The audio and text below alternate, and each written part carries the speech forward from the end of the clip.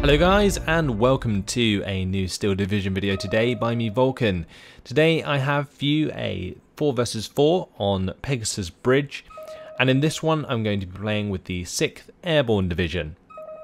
I'm going to be playing with Haymaker, Bets and Warplants on my team, who are going to be using the 3rd Canadian Infantry, 2nd Armoured French and 2nd Infantry Divisions. Warplants was a random who joined. I do like making the 4v4s and then having randoms on our team because I feel like it shakes things up a bit, and sometimes they aren't as good, sometimes they can be very good, and it's always nice to see as we play on. But either way, our opponents are the other one, Pukan, Pink Strike and 2 Moons, who are going to be using the 716th Infantry, he knows the way to my heart, 17th SS Panzer Grenadier, 3rd Fallschirmjäger and 116th Panzer Divisions, respectively.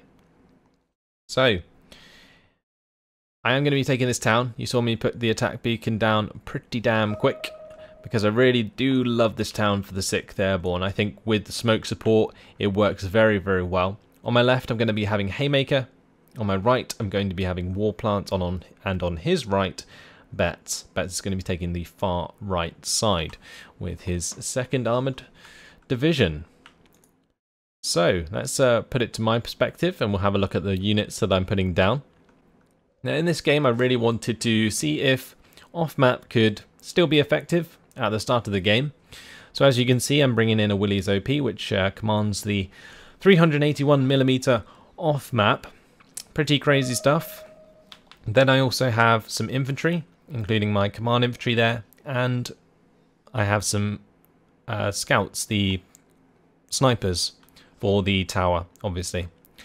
Then I've got an AT gun and a recon squad for the center of the map, and that's pretty much it for my start. There's nothing too special about it. I've also got a mortar there that's literally to provide the smoke support, and I'm going to be pretty light on infantry, so I'm going to be relying on that mortar quite a lot at the start of the game, not just for its smoke but also for its HE value, whilst I defend the houses that I have with my infantry. Because in this, basically in this video, I wanted to talk about the trade-offs between off-map and infantry. I used to hate off-map, I think everybody knew that, but I think since it's been balanced, I would say I think they did a decent job of making it a little bit more expensive. So now you really got to think about, is it worth bringing in? And for example, this off-map I think is 180 points at the start of the game, which is the equivalent of 5 infantry units. And for a town like this, 5 infantry units is quite a lot. However, if they bring in a lot of infantry units and I bring in an off-map, I basically directly counter that, because they're not going to have enough houses. Or say if there was 1 unit in every house, an off-map barrage would just still hit this whole lot. And 381mm off-map, yeah, it's got pretty big splash damage. So that's, yeah, it's going to hit a lot of things anyway. So Haymaker's setting up on my left with a Wasp and some infantry and command infantry there. He's got some machine guns, he's got the AT guns and recon, of course, and he's got the same just here behind my own units. I've also got another unit of scouts for the very center of the map. But this AT gun, actually this AT gun's going up to this position. This is the lovely position that looks all the way down the road. If you basically fast move to this position and unload, if they come down here with their infantry and try and get into these far buildings, they will literally get sniped straight away. So that's what I'm looking for with the AT gun, and I'm also bringing the recon so that I can actually see it coming. Now further to that, it's just literally 1 unit of infantry, 1 unit of command infantry, and the snipers in the tower, which are going to defend all of these buildings on their own, which is pretty crazy. So here's my off map. I originally put it off to the right here, but then I realised that it wouldn't be close enough to the place I want to put it, so I end up having to fast move that back onto the road. But in the meantime, my infantry, my mortar and so on are continuing up. I'm going to be dropping off the infantry into the closest building of these ones, and then hopefully I'll be able to get the veterancy for my 3-inch mortar. But if I don't, it doesn't particularly matter. I'm going to be dropping off my airborne paras here, and they should be good enough to defend against anything running across this orchard. But here comes the units down the road, and if they bump into this 6-pounder, which has good line of sight down the road at the moment, then I will be able to shoot and kill them. But here comes that off-map that I was talking about. I've invested into this. I need to make it happen. I did just take out a Panzer Grenadier squad there in one shot before they unloaded with this 2-star 6-pounder, and that is the beauty of that spot. Also had the line of sight onto that L6 briefly. But when it comes to the time of it firing, I will change to that position and I will show you guys exactly what happens in this one. I didn't notice this until after the game, honestly, but considering I know it's going to happen, I can show you guys as it does, which will be a lot more exciting. Let's jump to the neutral perspective, 4 seconds until it lands. Oh my, look at that. They've just piled into the town, and goodbye to all of those units. Recon Jeep going down, Panzerschreck squads going down, both of the command squads went down as well, and I literally just decimated that entire town. Literally everything they brought in, except from a couple of units of Fallschirmjäger and the Panzer Grenadiers, stayed alive. Also the sharpshooters that managed to get away from that. But as we can see, if I go back to my perspective, there is 2 ME-109s like constantly coming in at the moment. Both of them are harassing my 6-pounder. They're also harassing the Pathfinders. And this isn't ideal. Pink Strike, it was actually quite surprising how worth he made these ME-109s, because these are incredibly obnoxious. As you can see, they're 2-star veterancy, so they're going to be able to kill off that 6-pounder quite handily, honestly. And he's starting to basically rack up the kills on those to make them effective and worth buying. Bringing in another off-map strike. This one's going for the 2 Fallschirmjägers that are left and the sharpshooter. I want to get rid of that sharpshooter so I can move forwards. So that's kind of what I'm waiting on here. And there we go. Strike directly on target. Sharpshooters are dead. Did do quite a lot of damage to the Fallschirmjägers as well. That's going to allow my Pathfinders to move up. One of the ME-109s is still in the sky. Pink Strike investing in those early on really made us hard to use the Air Force throughout the entire game. So you won't see me bringing in too much. But either way, here comes Pathfinders moving up. And again, Bren Group getting pinned down in the field in the middle by the ME-109 there. Yeah, it's just really unsafe to bring in anything in Phase A if somebody's going to invest in 2 ME-109s. But it also tells me there's not much on the ground. But as you saw, the 17th SS player and the 3rd Fallschirmjäger player put troops into my town. So Haymaker is going to be a bit light on defense on the left side from Pukan. Either way, Pathfinder's finding the Fallschirmjägers there. Going to be unloading these airborne paras and running up with those. They require 100 meter range, so using smoke is ideal to get them into that building. I think I threw out the smoke from the Pathfinders. That's how I did it. And here the Pathfinders, I think I mismicroed them the wrong way, which wasn't ideal, and made them get pinned down quite a lot by the Fallschirmjägers there, who probably should have died sooner. And I managed to retreat those Pathfinders. As long as I keep them alive, they can still do their job with the recon side of things. Airborne Bren Group moving up to take their place, and as you can see, I'm making a smoke push here into the town. Now, off-map coming in from my opponent, but not quite in the right spot. Looks like he was going for this like orchard here. And he did manage to pin down one of my para squads, but it wasn't basically enough to stop a couple of squads from breaking through. This squad gets torn to pieces by a Fallschirmjäger again. That's like perfect engagement range for the Fallschirmjäger, so you can see how quickly the airborne paras nearly die there. Moving over the airborne leader to give these guys veterancy, because I don't want these guys to be surrendered. In the middle of the map, we've got the L6 engaging my Bren Group. I'm bringing up my 75mm pack to deal with that. It also gives me a 1,200 meter range AT gun to control the entire center. I'm bringing in my final artillery strike now in order to be able to move forwards these airborne paras straight afterwards, getting my airborne leader in position to give them the veterancy. And there goes one of the opposing players, as Warplants is doing a fantastic job in pushing through with his 2 M5A1s here alongside his half tracks, and on the main road he has an M7.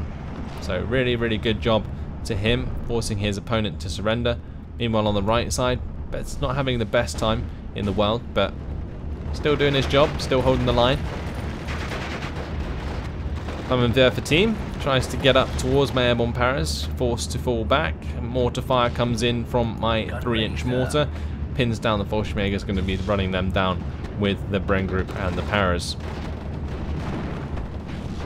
L6 is starting to get shots down the road, so I don't want to move my Bren group out in the open, keeping my airborne paras in cover as more off-map comes in.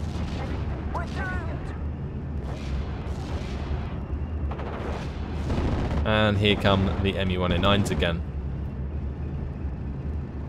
So I have a 6-pounder that's trying to sneak through and get into a position where it can shoot the L6, because that L6 is kind of stopping me from moving up with these Bren group at the moment. I've got some airborne paras further up, but my airborne paras recently got hit by the off-map, so I'm going to be moving the ones that aren't pinned down, but the others will just have to sort of stay where they are for now. Fallschirmjäger's dropped out in the open there. Going to be getting the mortar on target. Don't want this engagement range to continue, because those Fallschirmjägers could definitely do quite a lot of damage. You can see here, putting down some smoke in between the airborne paras and the Fallschirmjägers to force the Fallschirmjägers to come closer if they actually want to engage.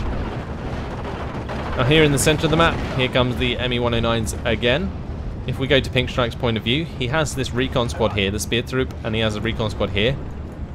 And they're doing a great job at spotting this pack as it comes up. And it's allowing him to just harass me completely with these ME-109s. And I don't have anything to really contest that early on. I have a Pathfinder and a Tempest in Phase A that I can buy. But versus 2 BF-109s with the 2-star veterancy, it's not much I can do. So this off-map's used up now. It hit some reinforcements as they came in. If we just put it back to my point of view, we can continue to watch what happens.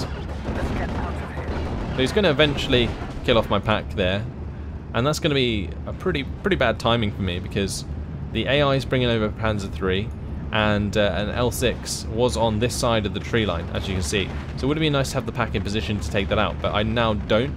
And this 6-pounder is having to get more and more risky with its positioning in order to find the L6.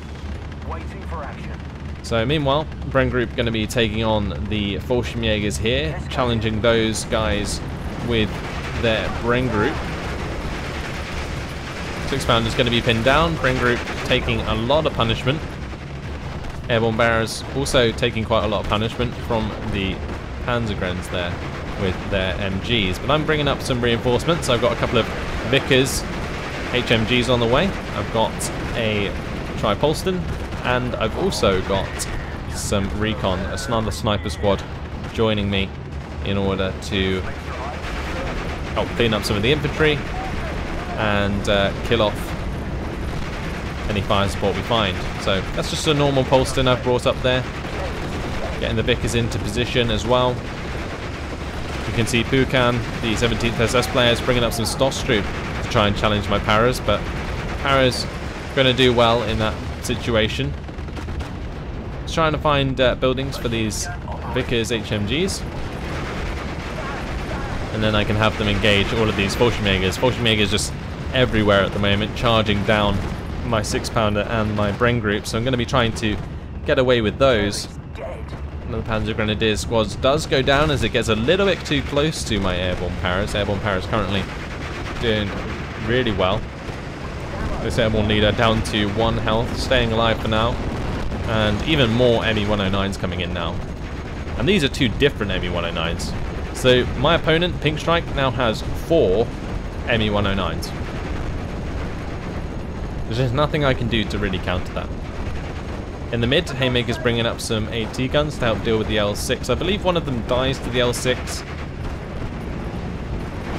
Probably shouldn't have, but I believe Haymaker was paying attention to the left side of the map, because HMGs are pinning down Fallschirmjäger at the moment. Haymaker continues to push on his left side. He's bumping into a little bit of resistance, but got to remember that a lot of the units are being put into this town to try and contest my paras. 6-pounder does finally get the kill there, which relieves quite a lot of pressure in the centre of the map, and we are currently on 57% territory lead. War Plant's doing a fantastic job continuing to push up. On this right side, the other one is doing a lot of damage against Betts with his lineup of Pack 37s and IG-18s. He's also got a Flak 88 in the mix, so really hard to deal with. Pink Strike's got 4 planes in the sky now. 4 ME-109s to deal with. Not great. Ju-87 having a flyabout above my troops, but not much to find in terms of targets. I brought up a supply for my mortar now, so I can continue to use the HE to help out with the Fallschirmjägers. Vickers is trying to hold the ground there, and I'm also moving over one of my Polstons to help out. So I've got one Polston here that's actually run out of ammunition already, and I've got another Polston just here, which is getting into position to help pin down some of this infantry.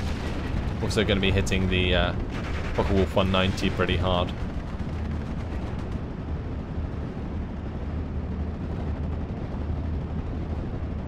But all I've got holding the middle now is the airborne leader, as a bomber did come in and take out Haymaker's AT gun.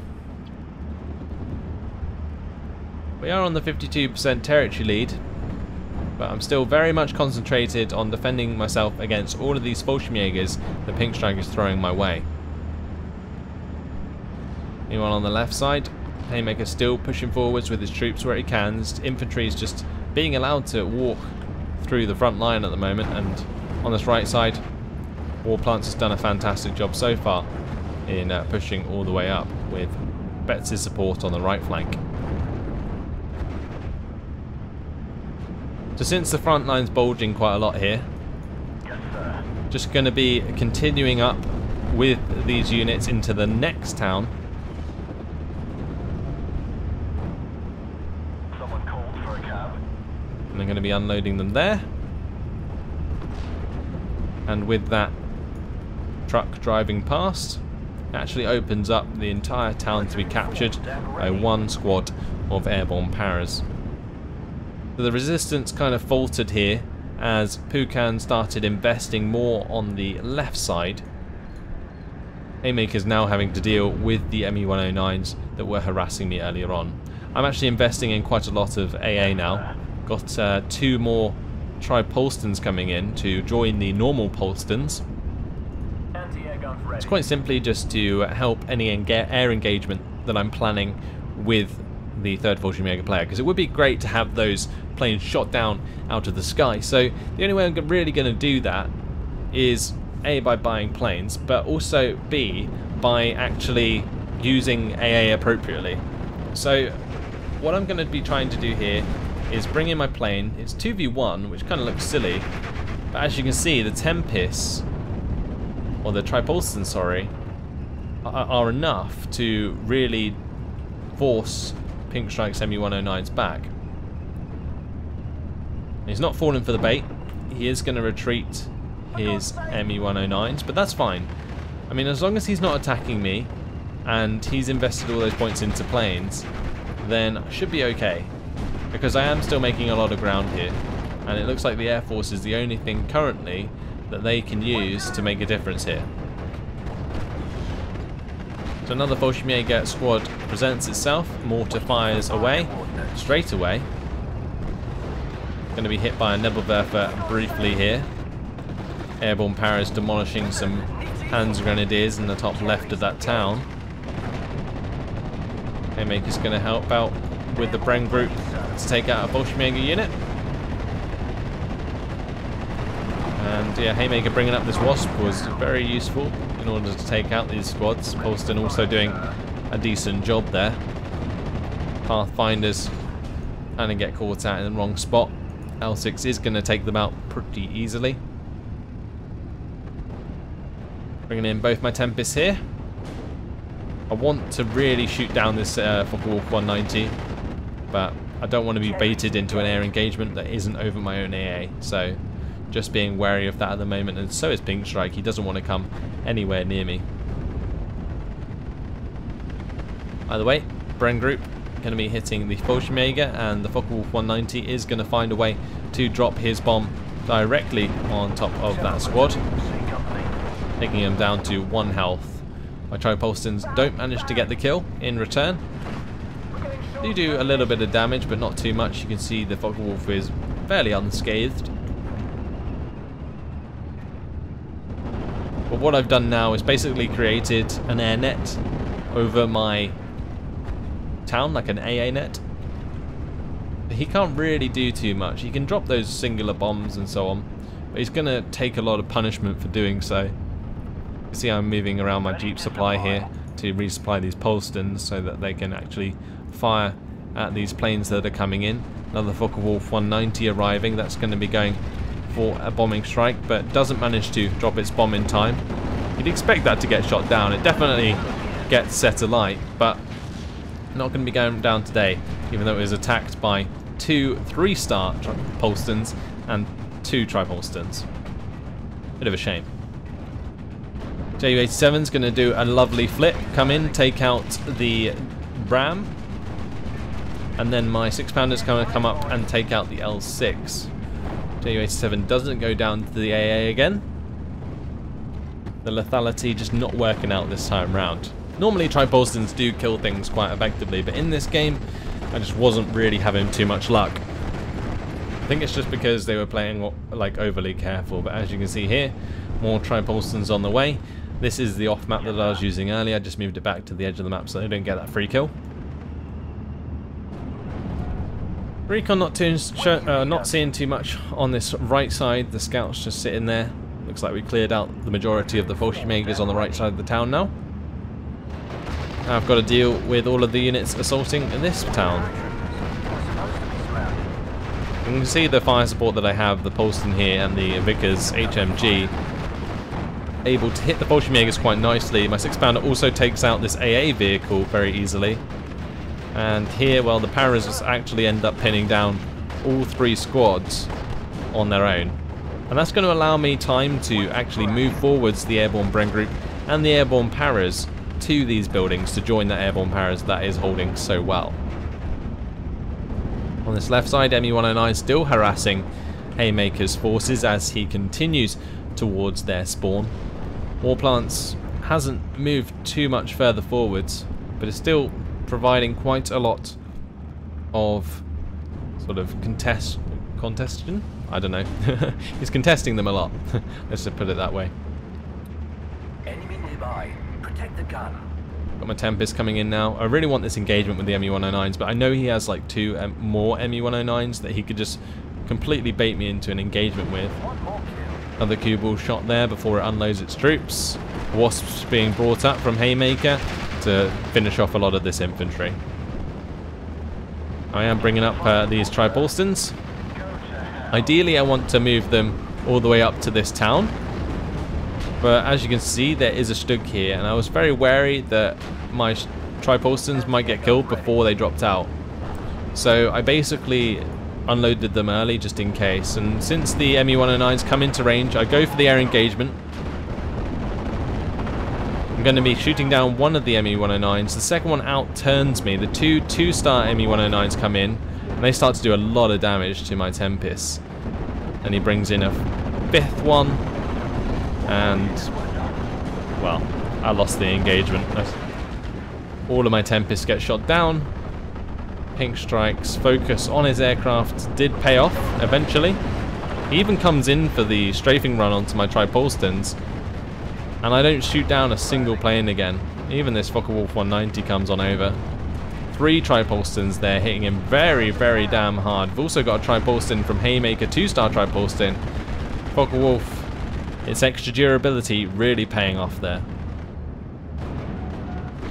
And this, my friends, is why I don't buy AA very often, because often it doesn't do too much. That air engagement, if I'd won it, that would have been perfect, but ideally I would have had it over my own AA, and then I would have had a much greater advantage, but I didn't, and I paid the price because I got too close to his spawn and he brought in another ME-109 and basically shot down all of my Tempests. So I'm in a pretty bad spot, can't really use my Air Force anymore. Not unless it's over my own area or near my Tripolstons. And currently a lot of these Tripolstons are pretty damaged. This Tripolston's fallen back. I think one of my pulses is actually out of ammunition there. I'm still holding, and I've still got into this town. We're still at 68% territory lead, so nothing really going too bad at the moment. 3 minutes until victory. ME-109's coming in for Haymaker's Spitfire, but they're not going to fly over the AA. Here comes Haymaker's Humber Mark 3s. They're going to be charging on up to help me with the Panzer IV and the Nebelwerfers and all of these little units here. The Spitfire is going to be shot down there by the ME-109s. AA is going to focus those down. They're going to get away with it this time. Gabby comes across from Warplants. He's going to be able to shoot down one of the ME-109s.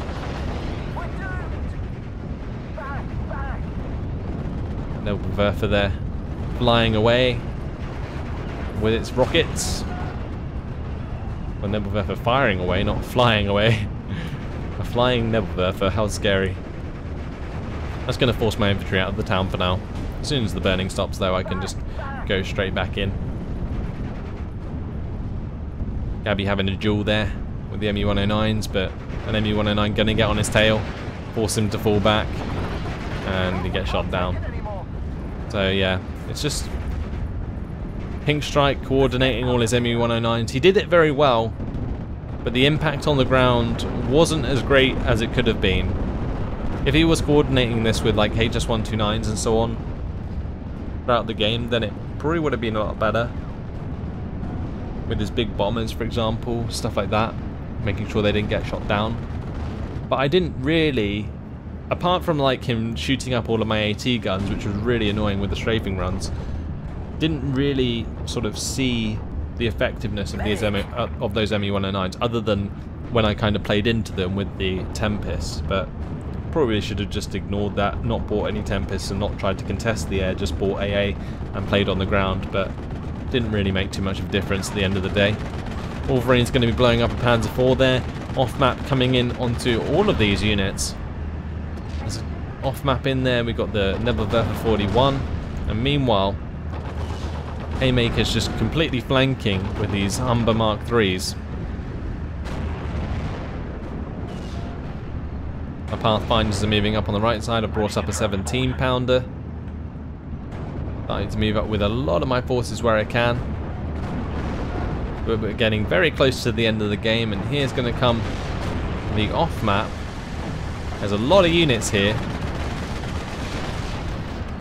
Let's go to the neutral perspective. Watch this off-map come in. All of these units getting pinned down. And Haymaker's going to be going for the rush with the Humber Mark 3s.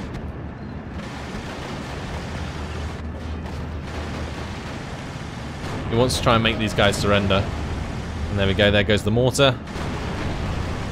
They'll be coming on down to the Nebelwerfer, Panzergrenadiers. So much stuff surrendering. And finally, the game's going to end with that spectacular finish from Haymaker. And if we jump over to the team scores, we can see that Haymaker did a fantastic job on the left side, getting 1,950 kills to 815 losses. And that was after 25 minutes and 4 seconds. The other one doing a great job on the right side on the opposing team, pushing bets very, very hard. And then Pink Strike, he did okay. I gave him a lot of points with the Tempests. Would have been nicer to see his impact on the ground than in the sky, because as many aircraft as you have, they don't affect the front line. So that's kind of where they lost out, because they were relying so much on mostly like the other one to cover the right side, and also like Pukan solely to cover the left side, and you can see he got punished for it so badly. And then like Two Moons, who got surrendered very early on, He lost all of his vehicles, his 116th Panzer, and just surrendered. And I mean, I know how you feel, but you can't let your team down like that sometimes. Either way, it was a pretty damn fun game. If we jump over to the kills, we can see the effectiveness of the 381mm off map, as it did destroy multiple units: MG42, Flammenwerfer, Stoffstrup, Fallschirmjäger, 81mm mortar there, another Panzerschreck, BMW R75, another Fallschirmjäger. Taking out both of these Fallschirmjägers with this naval battery was probably the most important part of all of that, because without the veterancy, the Fallschirmjägers really do suffer sometimes. This 3-star 6-pounder also did a fantastic job, stayed alive for a lot of the game, picked off the L6, the Stug 3, the 232 there. And that's for the majority of my kills. Rest come from the infantry, pushing through the towns, and Tempest did pick off one of the ME-109s, so kind of traded one of the planes in, but the other two went down for free, so that was unfortunate. If we look at the losses, both those Tempests getting shot down by one of the ME-109 G6R6s. But that is about it. Hopefully you guys enjoyed this one. Thanks for watching, and I'll see you in the next video. Goodbye.